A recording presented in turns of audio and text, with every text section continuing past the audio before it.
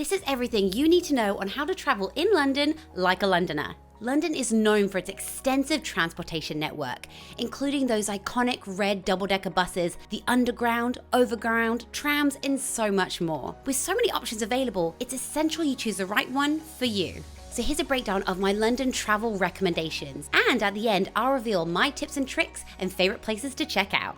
Hey, I'm that British girl, Jordana Grace, and this is Things I Should Tell You Before Traveling to London. Check out the description box below to access amazing free guides, links to everything mentioned in this video, and timestamps to jump to your favorite chapter. And please let me know if I missed anything in the comments below.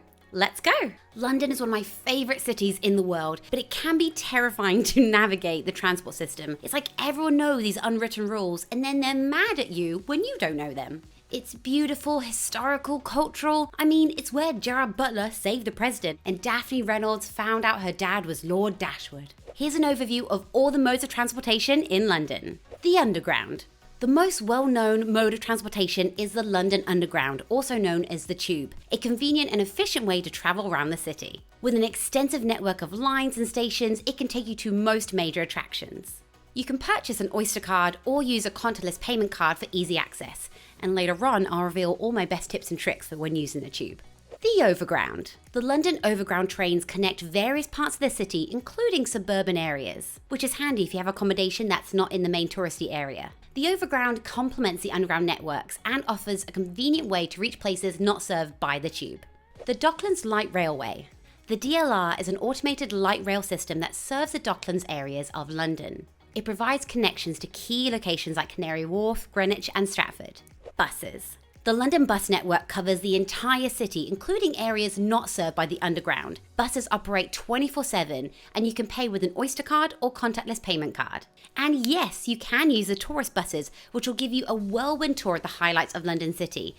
But it will come at premium cost. If you're brave enough, for like £1.75 for unlimited bus rides per hour and a little bit of research, you can take the regular London buses and drive past most of the highlights yourself. And I recommend going between 1 PM and 3 PM because it's usually a good guide to avoid rush hour traffic. Also, make sure to check bus routes and schedules in advance. The trains. The national rail services operate in London, connecting the city to other parts of the United Kingdom. Major train stations in London include King's Cross, where you can find platform 9 3/4 and go to Hogwarts, Paddington, Victoria, Liverpool Street, and Euston. The Elizabeth Line. The Elizabeth Line is fantastic for connecting the outer suburbs to the heart of the city and West End, as well as providing a quick route between central London and Heathrow Airport. Cycling. Why not consider renting a Santander cycle, nicknamed the Boris bikes, to cycle around London's many bike lanes and parks. You can rent a bike using a credit or debit card and explore London's streets on 2 wheels. Be wary though of traffic and use designated cycle lanes when available. If you want to explore London with your bike, please check the TfL website to find out where and when you can take different types of cycles on the Transport and National Rail services. Some of my favourite memories of living in London were renting a Boris bike and just cycling around Hyde Park. It was lovely, but I was never confident enough to cycle on the road, so if you're going to do that, please be careful. Taxis and ride sharing. Black taxis are a familiar sight in London, and they can be hailed from the street or found in designated taxi ranks. And while more expensive than Ubers, they tend to know the shortcuts. Alternatively, you can use ride-sharing services like Uber, which are widely available in the city. Also, you can now hail a black cab through an app. In the old days, cab drivers had the knowledge and had to do a 2-year course that gave them detailed map and knowledge of navigating the London streets. But now cabbies of all descriptions can get up-to-date information using sat-navs and the internet, which is bliss. Or how about travel by river? There are commuter boats that go up and down the River Thames, which is just spectacular and at very reasonable rates. This gives you the opportunity for lovely and unique sights that can be seen only from the river, like scenes from a James Bond movie. It's also a beautiful way to see London at night. Walking. London is a fantastic city for walking, especially in central areas, while many attractions are within walking distance of each other. I loved my walks from Kensington Gardens to the Palace. It was incredible. So grab a map or use a navigation app to guide you and enjoy exploring the cities on foot. Although I should warn you that one time while walking in Hyde Park, I was robbed by a squirrel. It went into my bag and ate my croissants. I had to sit and wait until it was finished. That still haunts me to this day. Driving. Don't do it. Please don't rent a car in London. Think tolls, traffic. It's just not worth your time or your money. And whatever you do, avoid the cycle rickshaws at all costs. They are often unregistered, unsafe, and the prices are unregulated, so you can get really strung by their high costs. I know they look fun and fancy, but I'd avoid them. And remember, before traveling, it's always helpful to plan your route using online maps or the Transport for London Journey Planner. Consider checking for any service disruptions or closures that may affect your travel. Additionally, TfL provides up-to-date information on fares, travel cards, and other useful tips on their website. What's the best way to pay? Oyster Card. The Oyster Card is a reusable smart card that offers the most flexibility when it comes to traveling around London. You can load it with pay-as-you-go credit or purchase a travel card, which provides unlimited travel within specific zones and a selected period. It can be used on buses, trams, the Underground, DLR, Overground, and even some national rail services. Just tap in at the start and end of your journey, and the fare will be deducted automatically. The Oyster Card also offers discounted fares compared to paper tickets. Wait a minute, Jordana. What does tap in and out even mean? Well, if you do it wrong, that mistake can cost you. When you start your journey, you need to locate the card reader at the entry of the station. If you have an Oyster Card or contactless payment card, you simply touch it to the card reader, and this action is known as tapping in. The card reader registers your entry into the system and deducts the appropriate fare from your card. And once you've tapped in successfully, you're free to travel around on the tube or train or buses, anything you need to reach your destination. And whenever you reach your destination, you find the card reader and again, tap your card on the reader to register your exit from the system. This action is known as tapping out. The card reader basically calculates a fare for your journey based on the zones traveled and deducts that amount from your card.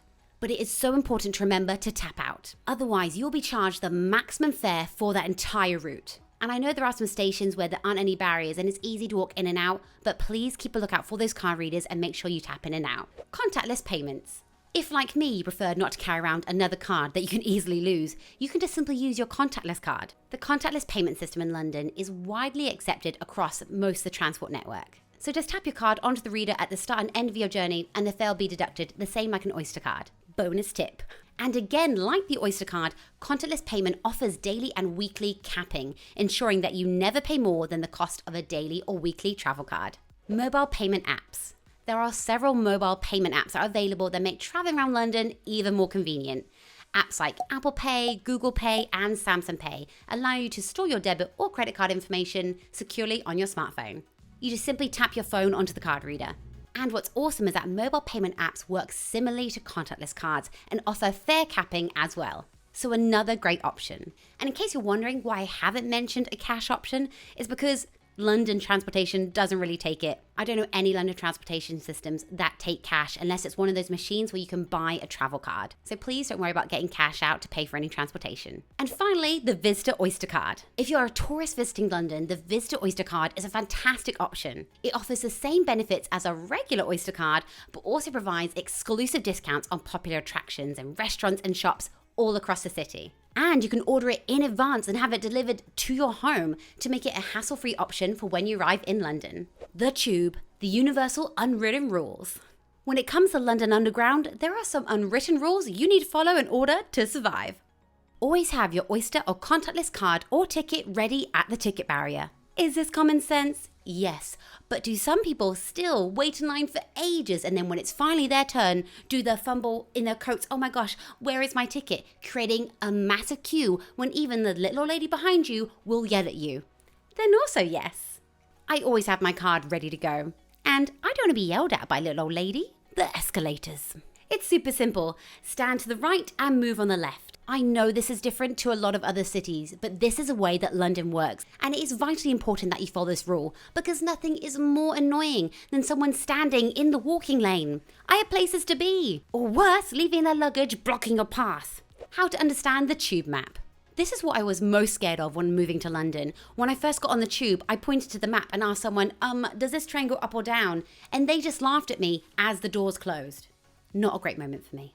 Here's how I understand it. For example, if you want to go to Notting Hill Gate Station, it can either be the District Line, Circle Line, or the Central Line.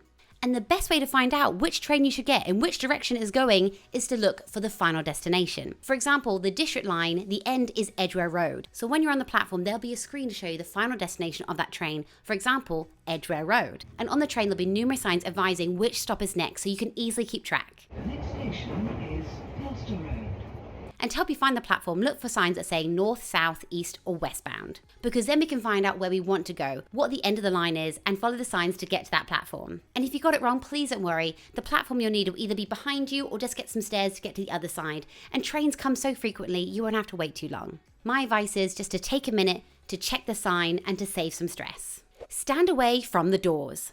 One of the most important safety tips when traveling on the tube is to make sure that you don't stand too close or directly in front of the doors. Because when the tube pulls in, everyone crowds around you like a swarm. And remember, people can't get off the train if you're blocking their way. And if they don't get off the train, there'll be no room for you to get on. So when the train pulls up, stand to the side of the doors. It'll be a couple seconds, then the doors will open, people get out, and then you can get on. And London isn't exactly the place where it's like, oh no, you first. Oh no, I insist, you first. It's more like, everyone just tries to get on at the same time. And the tube doors will beep before and after you get on to warn you when they're about to close. And please don't push people and be considerate. And the doors themselves can be incredibly dangerous. Well, if the tube is packed, please don't push yourself to get on. There'll be another train coming soon. One time I saw this tourist family and the doors were about to close and the dad pushed his daughter in the middle of the doors so her head was a stopping gauge so the doors open and then they could get on. And it's not great parenting. Mind the gap. There is a yellow line on the platform that you need to stand behind because some trains speed through the station at top speed and it can be really dangerous. And if the platform is packed behind you, it gives you a bit of wiggle room. That yellow line is there for your safety, so make sure you stand behind it because people have been known to fall into the gap and seriously injure themselves. Always have a backup plan. Say, for example, you get separated from your group. You can't exactly just get hold of them right there and then because only a certain percentage of underground lines are actually overground where you can get signal. And even if you can get signal, it's not really reliable. So always have a backup plan. When I was a nanny in London taking 2 little kids on the tubes, we always had a backup plan for if one of us got separated and how to best find each other again in a worst case scenario. Because in all the panic, do you go to the next stop and get off and come back, or do they get on the next train and come meet you? You could miss each other. Make a plan to have a meetup point if one of you gets lost. And please always be mindful to offer your seat for someone who is elderly, pregnant, or has a disability. And if the tube is packed, don't put your luggage on a seat. That's just rude. In all my years of living in London, I've seen people on the tube dressed as Ninja Turtles, people singing who normally want money. And when it's 5 a.m. and no one's really awake yet, the train conductor over the speaker will go, "Next stop, Hogwarts." The tube is fast-paced and organized chaos. I loved it. Wheelchair access and avoiding stairs. London tubes are riddled with stairs and escalators. So if you need to avoid stairs or use a wheelchair, you can try step-free journeys. Step-free access means lifts, ramps, and level surfaces so you don't have to use stairs or escalators and can avoid that step gap onto trains, buses, or even boats. And while the Transport of London team are creating more step-free access routes, I highly recommend planning your step-free journey in advance. And it's important to check travel beforehand in case of any disruptions. Step-free stations and vehicles. Now, all bus routes have low-floor vehicles, which can be lowered to reduce the step up from the pavement and should have a dedicated space for one wheelchair user and an access ramp. There are also quite a few overground, tube, stations, piers, boats, trams, cable cars, and DLR stations with step-free access or boarding ramps. Also, all black cabs have a wheelchair ramp and some private hire cars have step-free access. Lifts out of service. If you arrive at the tube or overground line and the lift is unavailable, the lovely transport staff will help you plan an alternative route or book you a taxi at their cost to take you to your destination or another step-free access station to continue your journey. Maps and guides. It's important to note some step-free stations will still have a gap in step between the platform and the train. But the tube map does show which stations are step-free. This blue symbol represents step-free access from the street to the train, and this white symbol represents step-free access from the street to the platform. For more information on creating a step-free journey, please visit this website below. Transport etiquette. The most important thing to know is that London is fast-paced. People are always on the move and they don't like being slowed down. Ever. Especially in rush hour. So you gotta mentally prepare yourself. Number 1, don't talk to people. And don't smile either. I get mixed comments about this. Some people saying that's totally true and others saying, no, Londoners are really friendly. I'm not saying Londoners aren't friendly, but be prepared that Londoners may not smile back. I mean, in rush hour, it's like when they leave their home for their daily commute, it's like their soul leaves their body and they just become a robot. Their one function is to get from home to work in one piece, and quickly. When I was a commuter in London, I knew exactly where in the platform to stand, so I'd be the first at this specific carriage door that would allow me to get off at the right place so I could get off the ticket barrier first and be ahead of the crowd. Londoners are focused in rush hour, and this is not the time to smile or talk to people. If you see a Londoner give you a brief smile, don't be fooled. They were just passing wind. Number 2, travel light. You'll have to negotiate stairs, escalators, and moving around thousands of people. Don't make it harder for yourself by carting around luggage or a massive backpack. You just don't need it. If you're going around London for the day, all you need is a small bag, water, wallet, a small rain poncho, because this is England, and a camera if you must, or better still, just use your phone camera and have a portable charger. If it rains, you don't want to get caught out and get cold, but you also don't want to have a big coat because when you're walking around, you'll get warm, and on the tube, it can get really hot because you are deep underground. And if the tube is really packed, you won't have the space to take a coat off. So I know if you're a tourist and you're coming from the airport, it will be cheaper to take public transportation. So if you take a taxi instead, it will cost you more money, but it will save your sanity and time. Also, you can register with Uber taxis and you can get a cost estimate days in advance. And it is supply and demand, so it can sometimes go up and down unexpectedly. But you might also be able to grab a deal. Number 3, don't wear your backpack on your front. You look like a total tourist and a target. Now I know what you're thinking. Pickpocketing. What about the stuff in my backpack? Well, to be fair, your wallet and phone, the most important things, should be on your person, like inside your jacket to keep safe. The rest of the stuff in your backpack surely is just water and clothes. Hopefully whatever is in your bag shouldn't be that valuable.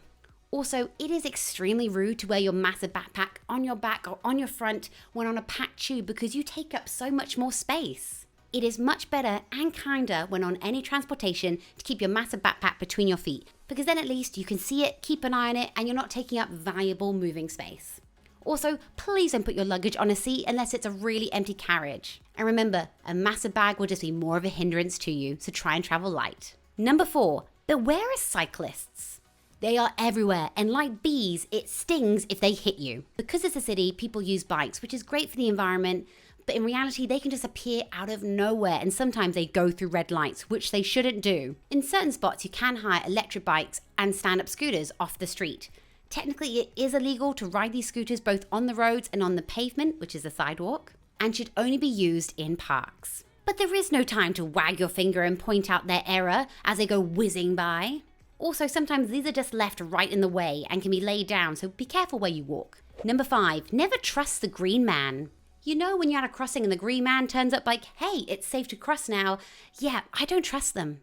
In London or any city. I once saved a kid's life because a mum was on her phone at the traffic light, saw the green man, didn't look, and started to cross with their kid. And a scooter, of course, went through the red light and nearly hit the kid if I hadn't pulled them out the way. So please be aware of your surroundings. Number 6, wear comfy shoes. So in central London, you can actually walk a lot of places a lot quicker than transportation. So wear good shoes, your feet will thank you. Number 7, don't manspread. Whatever mode of transportation you're on, it's just rude and takes up room, so please don't do it. The best apps to use when traveling in London. CityMapper. CityMapper is awesome and provides real-time information on public transportation options. It's a great way to plan your journey, including bus, tube, train, and walking routes. It has detailed maps, live departure times, disruption alerts, and estimated journey durations. When I lived in London, I used CityMapper every day. It was one of my favorite apps to use and would give me a realistic timeline of how long it would take to get somewhere. I mean, I would still be late, but at least I knew the time frame. TfL, Oyster, and Contactless. The official app for Transport for London, TfL, allows you to manage your Oyster Card, check your balance, and top up your card. And it's also handy if you lose your card to keep an eye on it. Use it to plan your journeys, view service updates, and access real-time information. Google Maps. Google Maps is just amazing. It's super versatile. Not only does it offer detailed instructions on how to navigate London, but that's either by bus or train or overground or even walking. And it'll also give you real-time traffic updates. And what's really handy about Google Maps is that you can download the map of the area that you're going to be visiting. So if you don't want to use a lot of data, download the map and you can access it offline and have it on your phone for up to 30 days. Santander cycles. Known as the Boris bikes, if you're planning on using the city's cycle hire scheme, the Santander Cycles app is really handy. It helps you find the nearest docking stations, check bike availability, and help manage your bike rentals. I would download the app beforehand and put all your details in because it will save you time when you find a bike instead of standing there putting all your information in just to hire a bike. Visit London. The Visit London app is super useful for tourists. It offers so much information about attractions, events, restaurants, and accommodation in the city. And you can also explore different categories. You can find recommendations, create your own itinerary. It's a great app to check out. Uber. It's really handy to have a taxi app on your phone, and Uber's really popular in London. It's upfront about pricing, estimated time arrivals, and does cashless payments. And for any apps, please remember to check availability and compatibility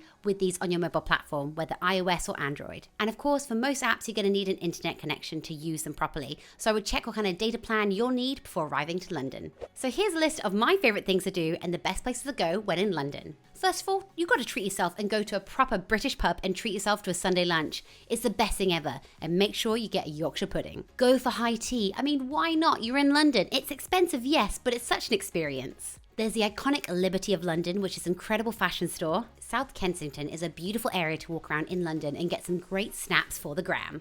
Go to the theatre. Seeing a show in the West End is such an incredible experience. In fact, some theatres even sell prime tickets for £20. So check out my video on how to get cheap theatre tickets. So some of my favourite places in London to just visit and walk around are Spitalfields, Brick Lane, South Kensington, Neal's Yard, Covent Garden, Camden Market, Tower of London, which is one of the best tours I've ever been on in my life, Madame Tussauds, and the Natural History Museum, which is free to get into. But also know there's so much more to the UK than London. I mean, up north is super friendly, Manchester and Leeds are fantastic cities, Devon and Cornwall are gorgeous, Wales has Mount Snowdon, which is an incredible hike, and you can get a train up there and there's a cafe. I love it. Edinburgh is fabulous. Northern Ireland and the Republic of Ireland are breathtaking, and I highly recommend checking them out. And there you have it, the ultimate guide on how to travel London like a Londoner. And this is just a taste of what London has to offer. So make sure you check out the videos on screen and the resources in the description box below for more tips on London travel.